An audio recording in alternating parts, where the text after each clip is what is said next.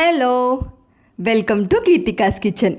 ఎవరైనా బిర్యానీ అంటే ఇష్టం కానీ పీస్ అంటే ఇష్టం ఉండదు అనే వాళ్ళకి మాత్రం ఈ వీడియో కంపల్సరీగా చూడాలి. చికెన్ లెగ్ పీస్తో ఫ్రై పీస్ బిర్యానీ.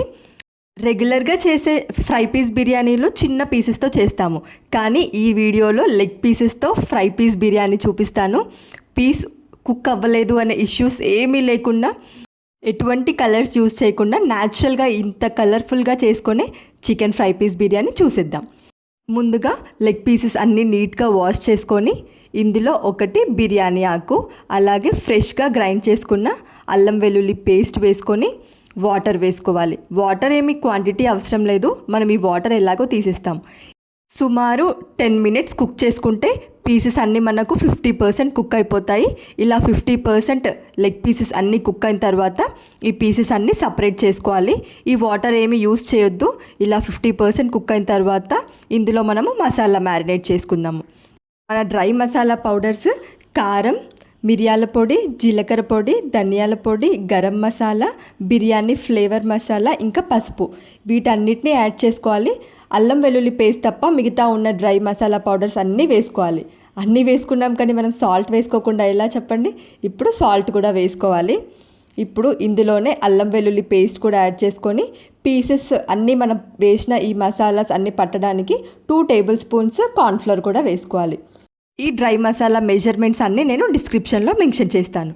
ఇందులోనే అరచక్క నిమ్మరసం కూడా వేసుకోవాలి. ఇలా వేసుకున్న తర్వాత పీసెస్ అన్నిటిని మ్యారినేట్ చేసుకోవాలి. మనం వేసుకున్న ఈ మసాలాస్ అన్నీ పీసెస్కి పట్టేలా మ్యారినేట్ చేసుకోవాలి. ఇప్పుడు ఇలా మ్యారినేట్ చేసిన పీసెస్ బాగా కాగిన ఆయిల్లో పీసెస్ అన్నీ మనము మీడియం ఫ్లేమ్లో పెట్టుకొని ఫ్రై చేసుకోవాలి.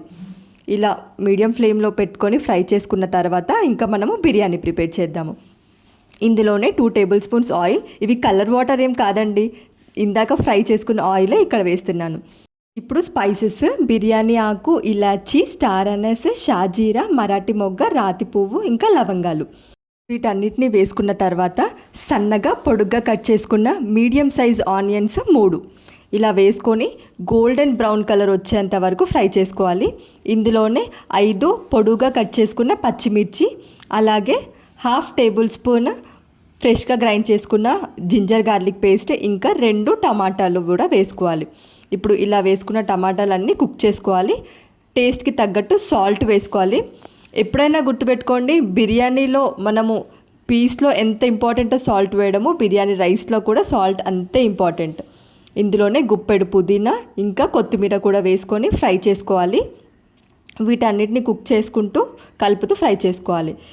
మనము పీసెస్ మ్యారినేట్ చేసినప్పుడు డ్రై మసాలా పౌడర్స్ వేసాం కదా, ఆ మిగిలిపోయిన ఈ మసాలా పౌడర్ది మనము ఈ మిక్చర్ ఇందులో వేసుకుంటున్నాను. ఇలా వేసుకోవడం వల్ల బిర్యానీ చప్పగా ఉండకుండా టేస్టీగా ఉంటుంది, స్పైసెస్ అన్నీ సరిపోతాయి, అలాగే న్యాచురల్గానే కలర్ఫుల్గా ఉంటుంది. ఇలా వేసుకున్న తర్వాత కలుపుతూ మనము వీటన్నిటిని కుక్ చేసుకోవాలి.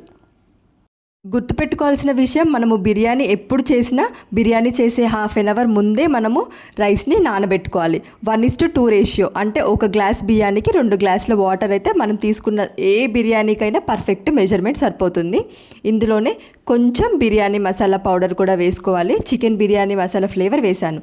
1/2 hour ముందు నానబెట్టిన బియ్యం కూడా వేసుకొని కంప్లీట్గా కుక్ చేసుకోవాలి. మనము ఈ ఫ్రై పీస్ బిర్యానీలో దమ్ ఏం చేయం కాబట్టి రైస్ కంప్లీట్గానే కుక్ అవ్వాలి. ఇలా మూత పెట్టేసి కుక్ చేసుకున్న తర్వాత చూడండి, లైట్గా తేమ ఉంది అంతే, రైస్ మొత్తం కంప్లీట్గా కుక్ అయిపోయింది.